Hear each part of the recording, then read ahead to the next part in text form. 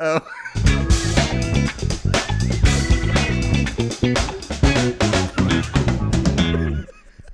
What is going on, ladies and gentlemen?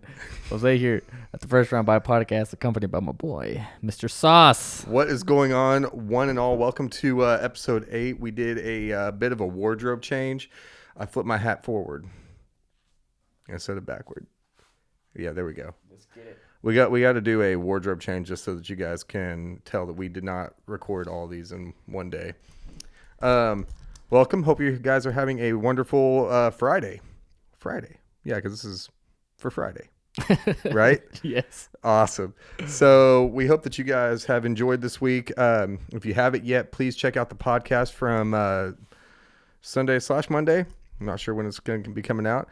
Wednesday, we had an episode of Ripperooskies. Please check that out if you can. And then this episode. Awesome. I can't even talk right now. God, I'm so bad.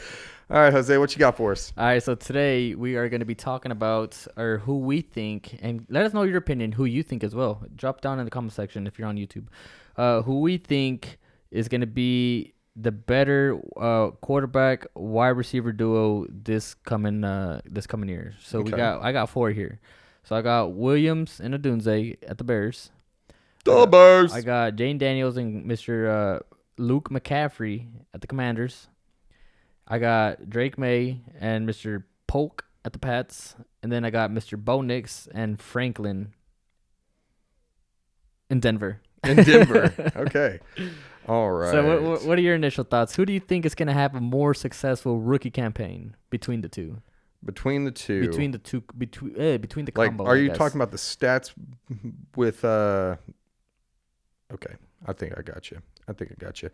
I'm going to say man, that's actually kind of tough. I'm actually going to go with Drake May. Okay. I'm going to go with Drake May and Polk. Part of the reason why. So here's my thought process behind it. So who are the starting wide receivers for the Commanders? For the Commanders, they got John. What's the name? John Dotson or what the hell? Johan Johan Dotson. Dotson. They got Johan Dotson. They got Austin Eckler in the backfield. They got Terry McLaurin. They got Zach Ertz, and they got Brian Robinson as running back. Yeah, I think I'm going to go with, because here's the thing. So over there in Denver, they don't have that. So there's a lot more mouths to feed. That's what I'm kind of going at. So. Oh, and this is also assuming that Bo Nix is going to be the starting quarterback. Right. Because they also have Zach Wilson. Right. And Jarrett Stidham. Yep. And they have another one who I can't remember who the hell he was. Well, and a lot of times, though, you don't draft a quarterback in the first round to not play true. them. Except for, the Falcons. But, like I said, this is assuming that all of these guys will be starting. Gotcha. Okay. Well, if that's the assumption, I'm still going to go with Drake May. Okay. Part of the reason why, too, is because, so correct me if I'm wrong, but obviously you watched the draft. The Pats, they drafted 2 wide receivers, correct? Mm-hmm. And before that, they didn't really have much at wide receiver. Now, I do believe that kind of helps them out a little bit more, like that duo of Drake May and Polk, just because of the fact that there's not as many mouths to feed, right?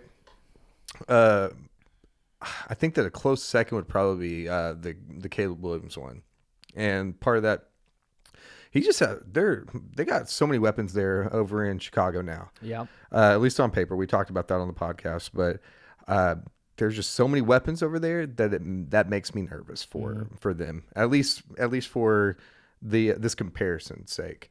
I really do think that Drake May is probably in the better position, just because all these other quarterbacks, they're going to have a lot more mouths to feed. And in the past, rookie wide receivers, they haven't necessarily had the best stats starting off. A lot of times it's still the veteran presence wide receivers that are on the team. Those are the ones that usually get the more of the lion's share of targets and everything. but because it seems like that wide receiver room over in the for the Patriots, I think that they're going to have the most opportunities, I guess, to be able to really show out. Uh-huh. So, yeah, for once, I'm actually picking your Patriots for something other than being the worst team. Ripperooskies. Ripperooskies, indeed. What about you? All right, so me, I'm gonna have to go with, and this is like I said, this is assuming that every one of these guys is gonna be starting. Right. If that's the case, I'm gonna go with Mr. Bonix and Mr. Franklin. Interesting. Reason being is because they both came out of Oregon. Mm-hmm. Not only that, but Mr. Bo Nix set the single season completion percentage record at 77%. So we know he Correct. has a great pinpoint accuracy, and you pair him with somebody that he's already played with. Yeah, I for mean, sure. and you know damn well like they're gonna be excited to play together. So I feel like obviously they're already gonna have that chemistry, that connection Right, going into the right. pros. So I don't know. I feel like Nick's Similar to the whole Burrow Chase thing. yeah, for sure. Actually, yeah, good point. And I feel like they both kind of have like a chip on the shoulder just because Knicks, he was like the sixth quarterback out of the first rounders or the sixth quarterback out of the sixth quarterback. Well, you know what I'm trying to say. Yeah, the sixth quarterback chosen of the first round quarterbacks. There we go. I don't know why I can't even freaking talk. So I feel like he has a chip on his shoulder for that reason. And then Mr. Franklin didn't even get drafted till like later in the freaking rounds. I think it was like round 5 or 6 or something like that. Yeah. It was pretty late. So I feel like they're gonna definitely light it up. Mr. Maye and Polk. The only reason I'm not gonna say I don't like the connection is because they also have that other receiver that they drafted, Mr. Javon Baker. Yeah. Mr. Wheelchair guy.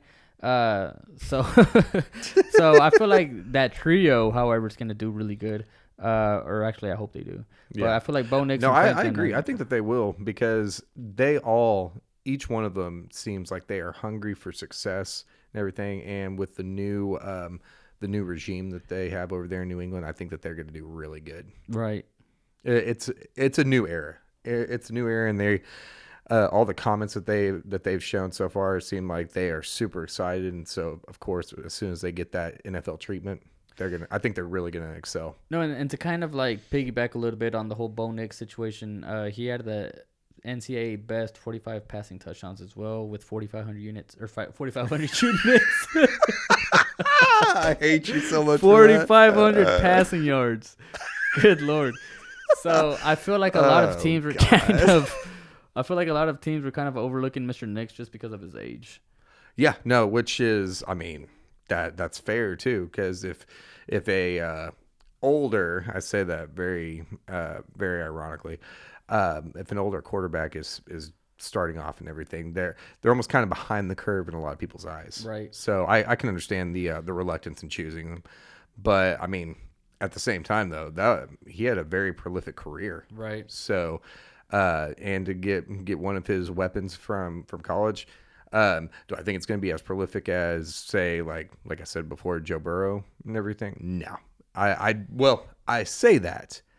I could be very, very wrong, and they might light it up. Right.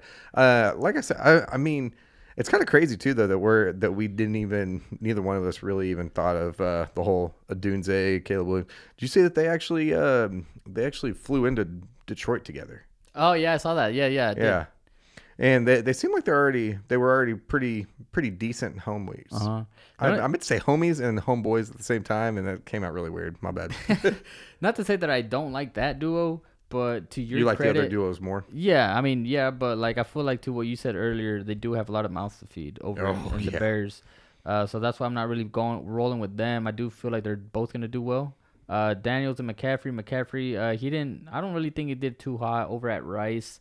He does come from a family of McCaffreys, so I feel You can never really count them out, but he also didn't really excel. Right, but I don't know. Or set himself apart, I should say. They have, like, with Jaden Daniels, he does have freaking all these other targets. He's going to use the hell out of Eckler, Mr. Dotson, McLaurin. Like, I don't see McCaffrey jumping any one of those guys, so that's why I'm not really putting... He's going to be, at best, the fourth option on that I don't even know if offense. he's going to get much playing time, to be honest with you.